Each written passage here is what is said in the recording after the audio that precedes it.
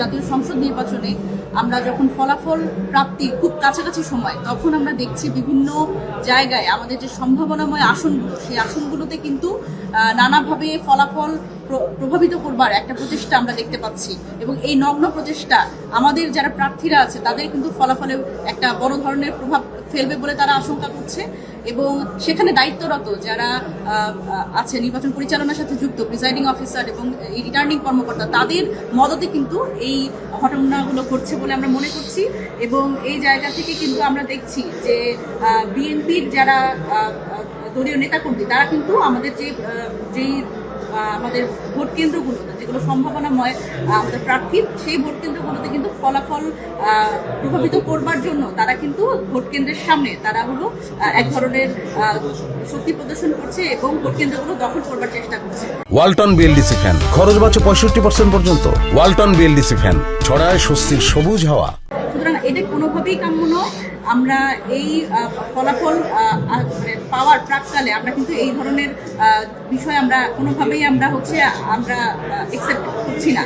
এবং দেখেন, আমরা যেটা বারবার করেই বলছি যে মিডিয়া এক ধরনের ট্রায়াল করছে আমাদের সাথে, সেটা হচ্ছে যে এই সম্ভাবনাময় যে আমাদের আসনগুলো, সেগুলো কিন্তু আমরা আনঅফিসিয়ালি আমরা যেটা জানি বেসরকারি তথ্যর ভিত্তিতে যেগুলোতে আমাদের প্রার্থীরা তারা জয়লাভ করেছে অলরেডি, আমাদের কাছে এই তথ্য আছে, কিন্তু মিডিয়াতে কিন্তু সেগুলো কোনোভাবেই আসছে না। এবং আমরা জানি যে মিডিয়া এক ধরনের ব্ল্যাক আউট করছে আমাদের সাথে এবং আমাদের যে তথ্যগুলো, সেই তথ্যগুলো সামনে আসতে দিচ্ছে না।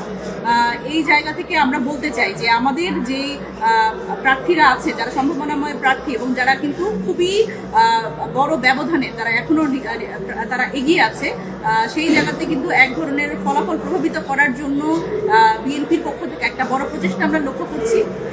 তো এই ব্যাপারে আমাদের সার্বিক যে পর্যালোচনা, এই নিয়ে কথা বলবেন জাতীয় নাগরিক পার্টির সম্মানিত মুখপাত্র এবং নির্বাচন পরিচালনা কমিটির চেয়ারম্যান আসিফ মোহাম্মদ সজীব ভুঁইয়া। আমি তাকে অনুরোধ করছি যে এই ব্যাপারে সার্বিক যেটা পর্যালোচনা সেটি করবার জন্য।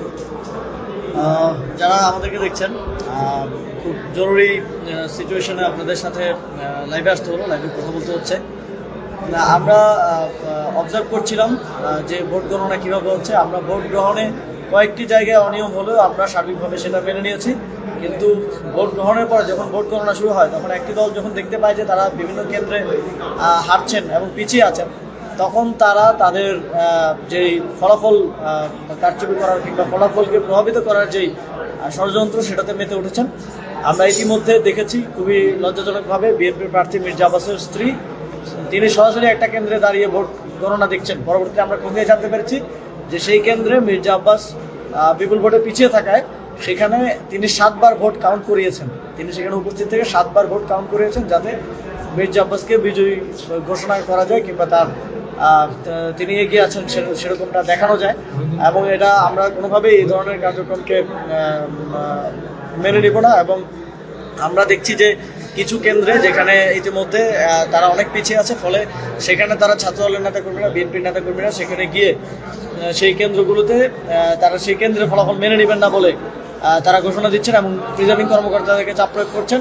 আমরা এও অভিযোগ পেয়েছি যে প্রিজাইডিং কর্মকর্তারা সিদ্ধান্ত নিয়ে এবং ইসির মৌখিক আদেশে তারা মার্কার বক্সের বাইরে যে ভোটগুলো পড়ছে, যেগুলো সাধারণত ডিফল্ট ভোট হওয়ার কথা এবং ফল্ট ভোট হিসেবে সেগুলো বাদ পড়ার কথা, সেগুলো তারা এক ধরনের মৌখিক নির্দেশে বিএনপির পক্ষে, ধানের শীষের পক্ষে তারা কাউন্ট করছেন। এবং আমরা দেখছি যে মিডিয়া এক ধরনের বয়ান নির্মাণের চেষ্টা করছে, যেখানে আমরা দেখেছি যে ইতিমধ্যে বেসরকারি ফলাফলে 11 দলীয় জোট এবং বিএনপি প্রায় কাছাকাছি অবস্থানে আছে, 60-64 এরকম একটা অবস্থানে আছে। সেখানে মিডিয়াতে দেখানো হচ্ছে যে বিএনপি 30টা, জামাত 5টা, এনসিপি 1টা, অথচ ইতিমধ্যে বেসরকারিভাবে এনসিপি 5টা আসনে জয়লাভ করেছে। সুতরাং আমরা দেখতে পাচ্ছি পুরো ইকোসিস্টেমের একটা আন্ডারস্ট্যান্ডিংয়ের মধ্য দিয়ে ফলাফলকে প্রভাবিত করার, ফলাফলকে রিগিং করার এক ধরনের চেষ্টা হচ্ছে। তারা যেহেতু ভোট কেন্দ্র দখল করতে পারেনি, ভোট রিগিং করতে পারেনি, এখন তারা ফলাফল প্রভাবিত করার মাধ্যমে নির্বাচনে জয়ী হওয়ার এক ধরনের চেষ্টা চালাচ্ছে।